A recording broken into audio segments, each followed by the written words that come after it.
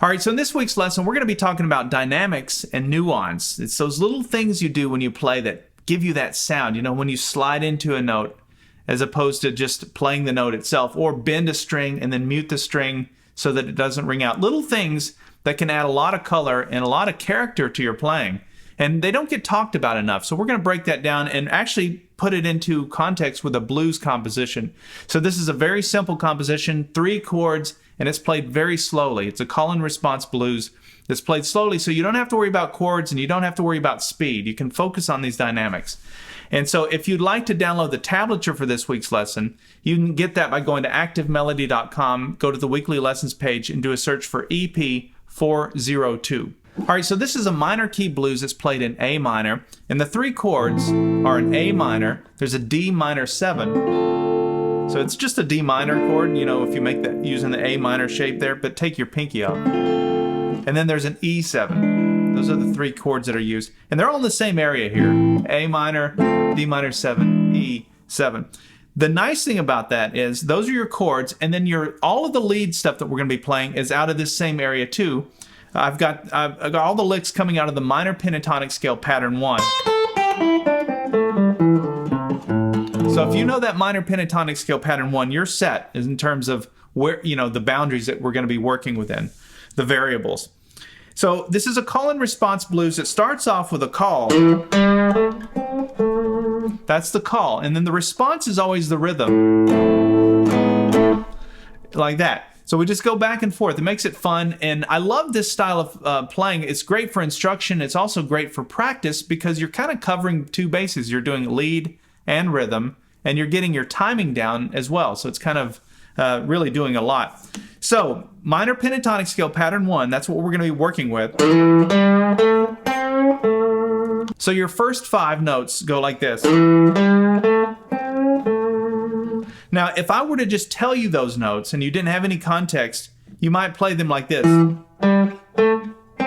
Right? Like just play them straight, not necessarily with one finger, but without the sliding in to that first note and the subtle bends that happen on this 5th fret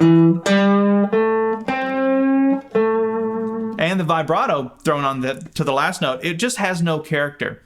And so the reason you do those things like sliding in or those bends is you're trying to emulate the human voice, even vibrato. That's why we do that. When we sing, our voice does that when you run out of breath. And these are some of the techniques that I use and I hear a lot of other blues players use. So sliding into a note, so we're going to start with that, 7th fret, 5th string. Then the 5th fret, 4th string, instead of just playing it straight, push it a little bit sharp.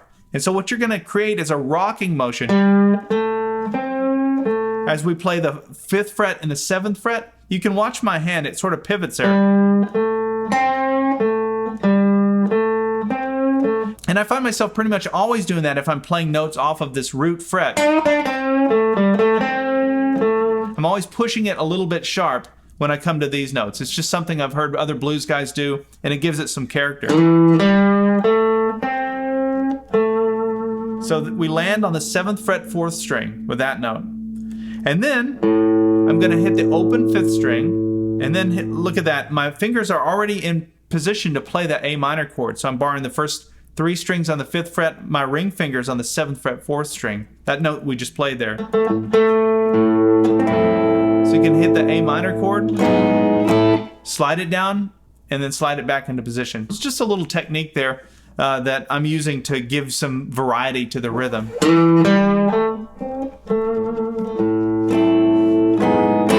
there's already a lot going on, even with just a few notes, in terms of dynamic, right?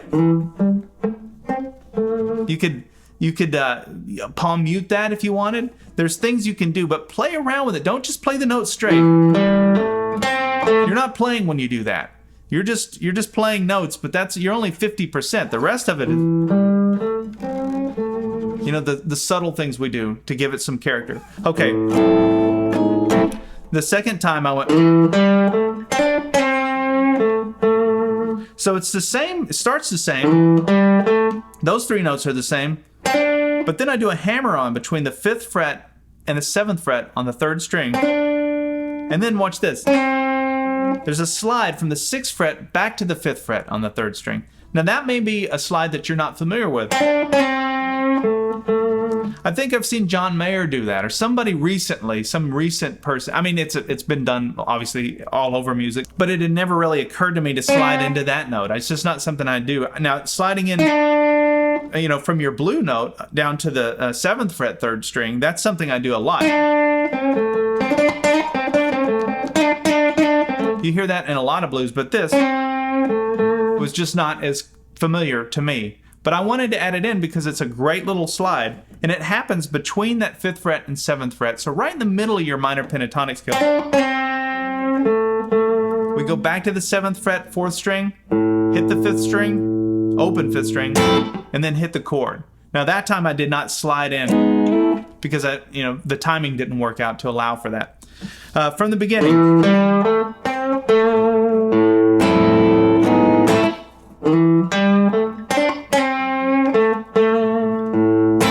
Now this time I'm going to go.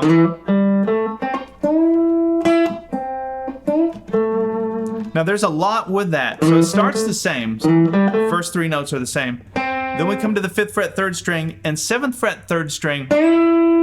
We're going to do 2 full bends, but we're not going to release the bend. This is an Albert King move, and I was thinking of Albert when I came up with this.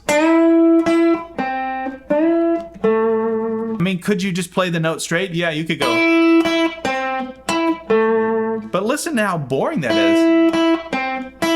Versus. That sounds much more like you're singing. So, 7th fret 3rd string. Bend, hold that bend and hit it twice. Now we're going to release. So I muted with my right hand here so that the strings didn't ring out, and I can come down to the 5th fret 3rd string. Then we go back to the 7th fret 3rd string.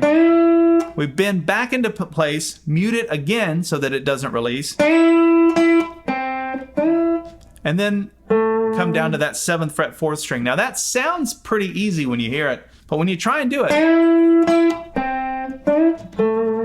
it can be very challenging. Now if you're on an acoustic guitar, don't try and bend that. You're going to break a string or break a finger. So you can slide in for that. So anytime there's some of these bends or you're on acoustic guitar, you can always slide up to the note. So you can go, it's not quite the same, but it still gives it more character than playing the notes straight like that. So try and give some kind of a dynamic to it. Then I go back to the 5th fret 3rd string and then what? Now that sounds like a lot, but it's actually fairly simple. All minor pentatonic scale pattern 1. So we're going to do a full bend on the 7th fret 3rd string, 5th fret 1st string, 5th fret 2nd string. So you're actually barring fret 5 strings 1 and 2 there. So that's how you want to start that. And then you come to the 8th fret 2nd string and do another full bend. And then match that note by playing the 5th fret 1st string. Classic blues lick right there. You can just that bend from the 8th fret 2nd string to the 5th fret 1st string. Now remember, we're in minor pentatonic scale pattern 1, but this is used in tons and tons of blues. Okay, so and then we're gonna walk it right down. 8th fret 2nd string down to the 5th fret, 7th fret 3rd string, and then the 5th fret 3rd string. And when I play that, I gave it some vibrato. and push it a little bit sharp. That's kind of the magic note in blues. In blues, you hear this note pushed sharp because it's going between the minor and the major. So this is your third in the chord. So if that's your minor or my major chord, A chord, you know, to get a minor chord, you just take the third and you flat it. The other notes stay the same. That's the only difference between a major and a minor chord. But when you play this note in the blues, you're not going all the way to major, but you're kind of going in between. And that's total Albert King. That's how I think of it. That sound. All right, so that lick goes. And you're going to want to practice that. All right, so from the beginning.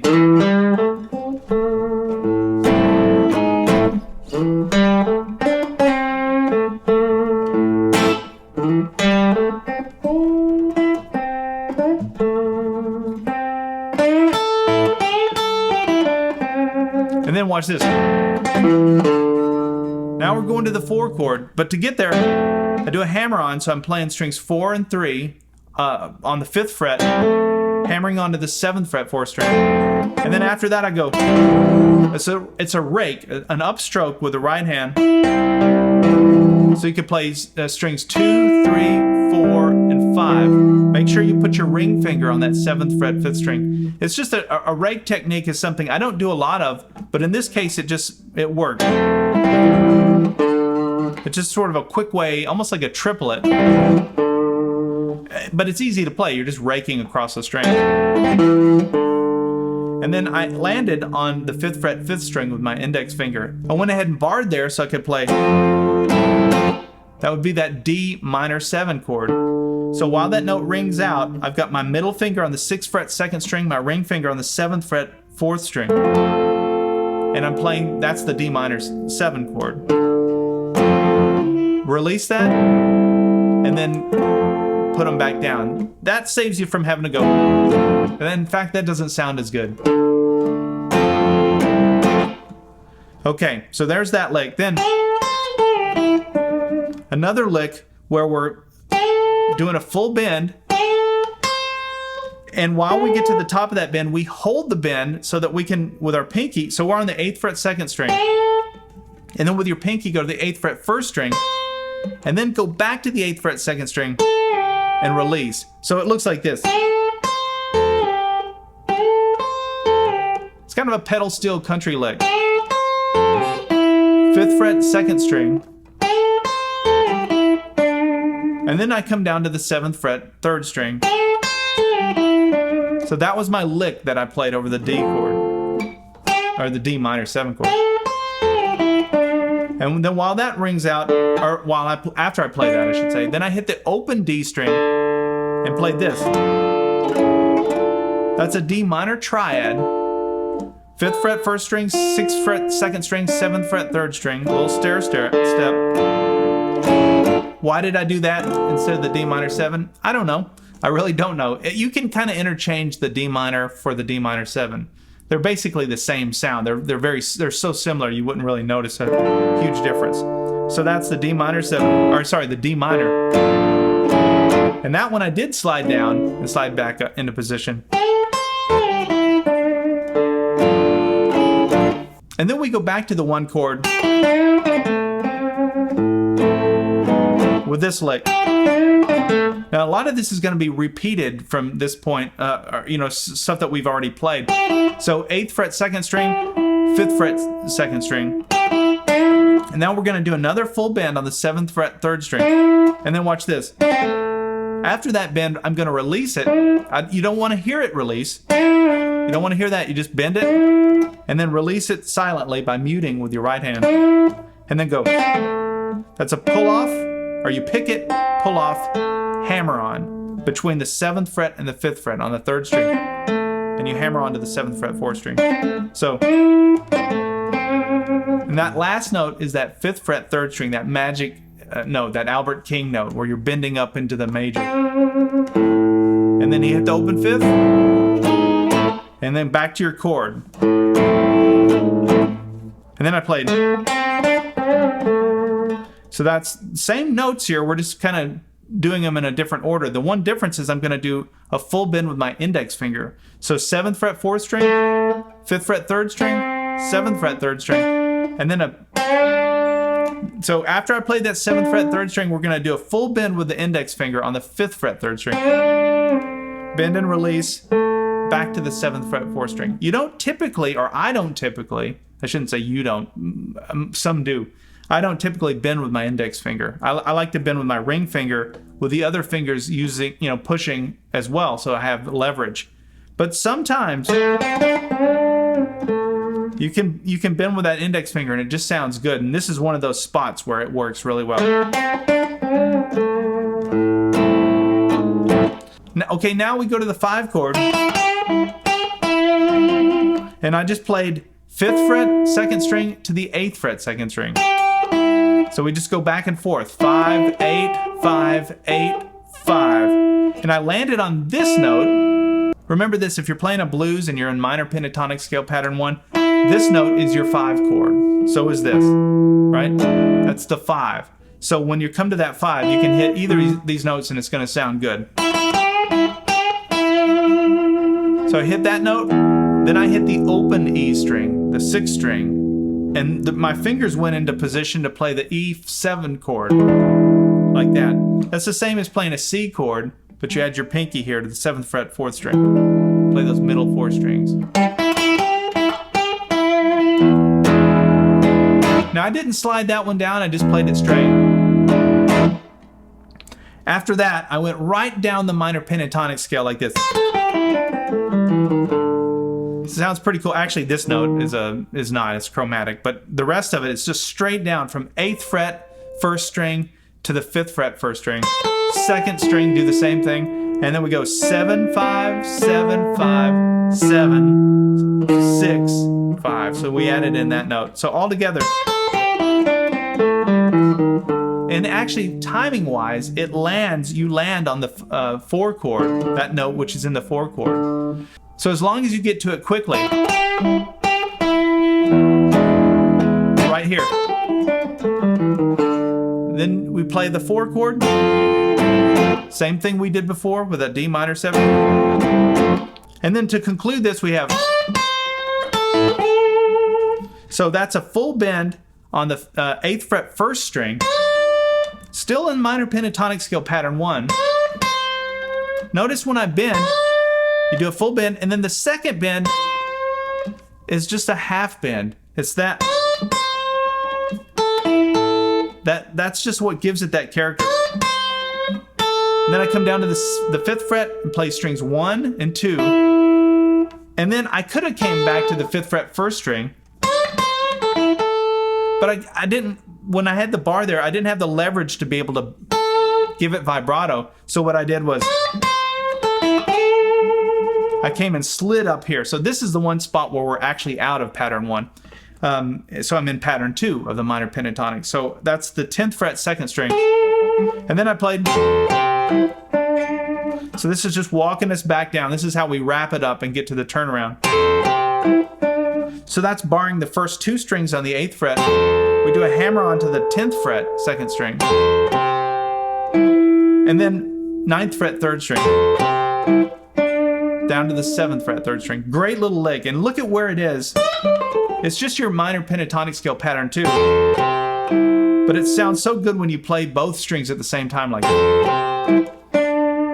And now we're going to do the same thing right here, where I'm going to bar the first 3 strings, but play strings 2 and 3, and do a hammer on to the 7th fret 3rd string,